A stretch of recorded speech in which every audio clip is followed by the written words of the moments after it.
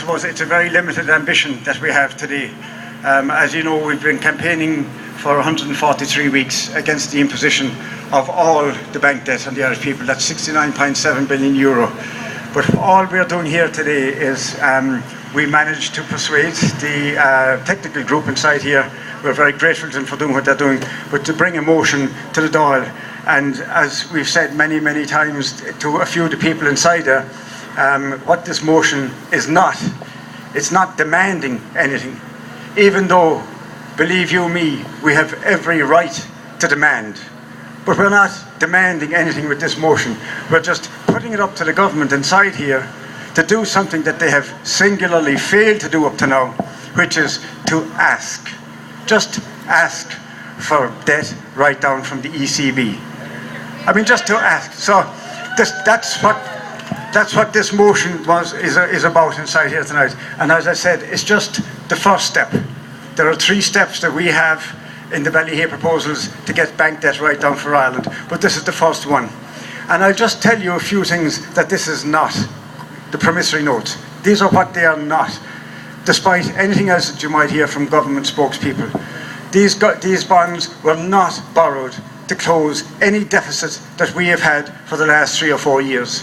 These bonds did not go to pay the salaries of the doctors, the nurses, or the Gardaí.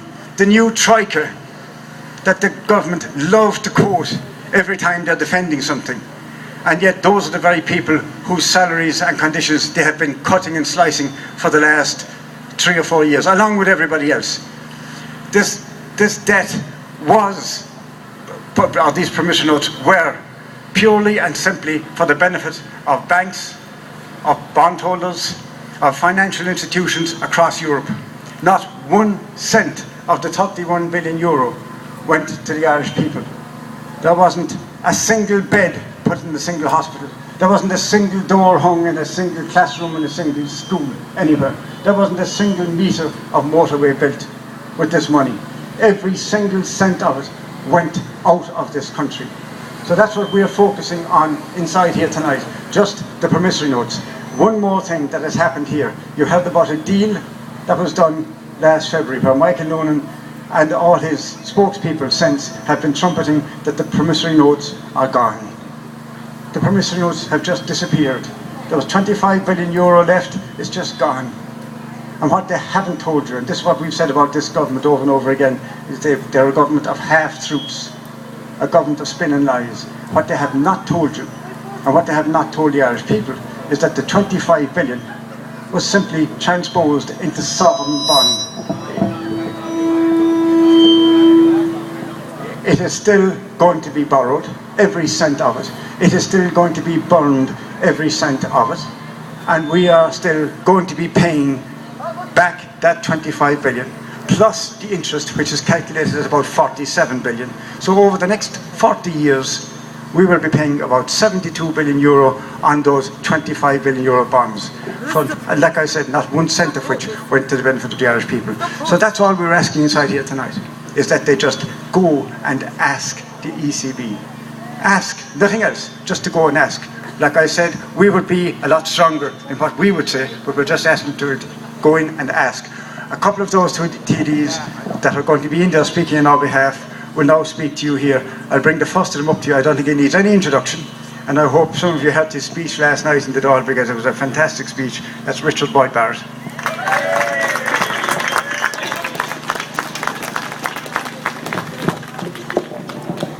Thanks, Dermot. And look, I can tell you it's a real tonic to come out and see you people here.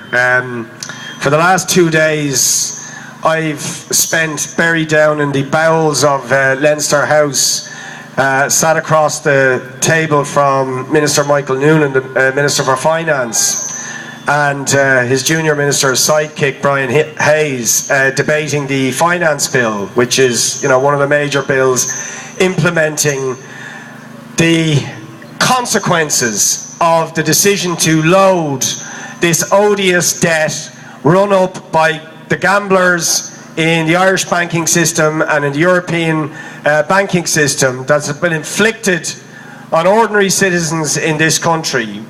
and we then debate the consequences of that in terms of further attacks in the recent budget on the innocent victims of what they've done to us. Whether those victims, as in the most recent budget, are the elderly who have their medical cards taken off them, whether those victims are chronically ill and sick people who will have their discretionary medical cards taken off them, whether they are the young people who've had their social welfare slashed to the point that they are leaving the country in droves, many of whom will never come back, but certainly presenting a massive loss of the energy, the enthusiasm and the education that we desperately need to get us back on our feet.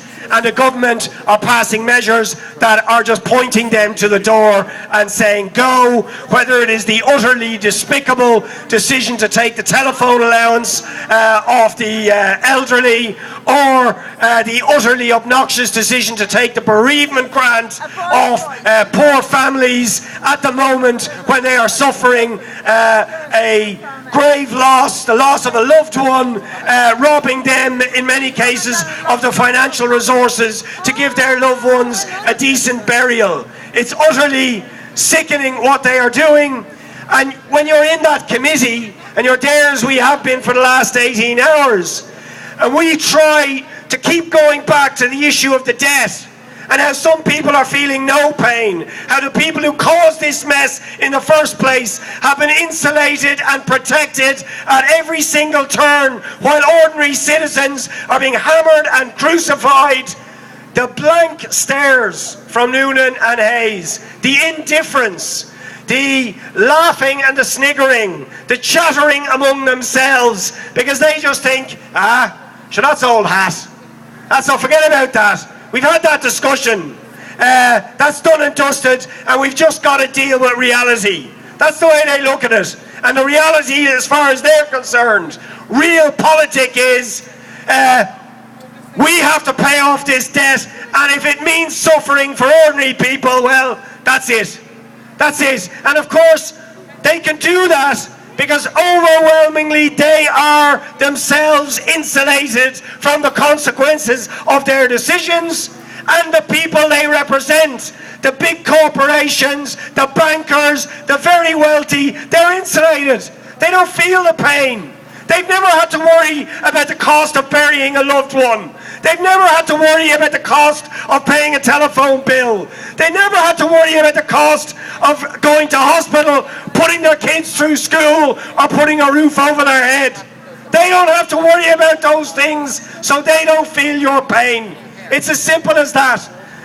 And so the cost of unloading odious banking debt on you, it's a book exercise. It's an accountancy thing. It's not about reality. So they are completely insulated from what ordinary people are going through.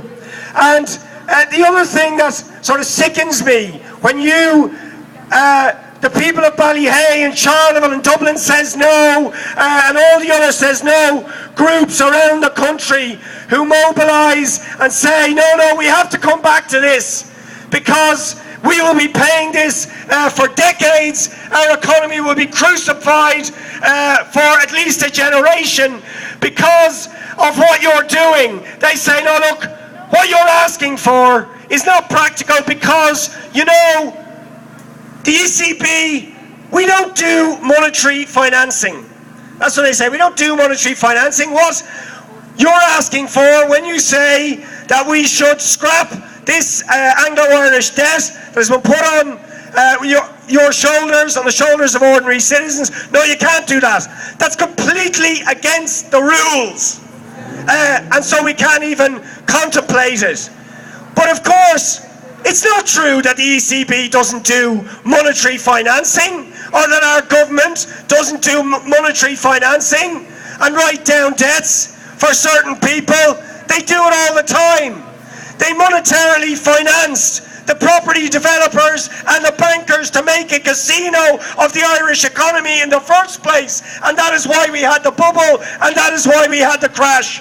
But it still goes on. It's still going on, as I pointed out last night.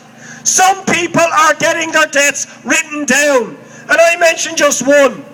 The richest man in the country, Mr. Dennis O'Brien, who is worth billions. And let's forget, a man who made his original fortune in a deal that was found to be dodgy, to put it mildly, between a former Fine Gael minister, Michael Lowry, and himself, in order to get the second mobile phone licence, who's tax resident in Portugal, so he doesn't have to pay his taxes. But he's got a write down from this government by the very same bank, IBRC, 110 million euro that his company Sierra owed to IBRC was written down just in the last few years. Imagine what 110 million would do for health services. 116 million is the figure they've picked for what they call medical card probity, which means stealing the medical cards off the chronically sick. Oh yeah, we've got to take that money, but we can give 110 million to Dennis O'Brien to put his company back in profits. And what is that company going to do? What is it doing now? What has it just got the contract to do? To put in water meters to charge you for your own water.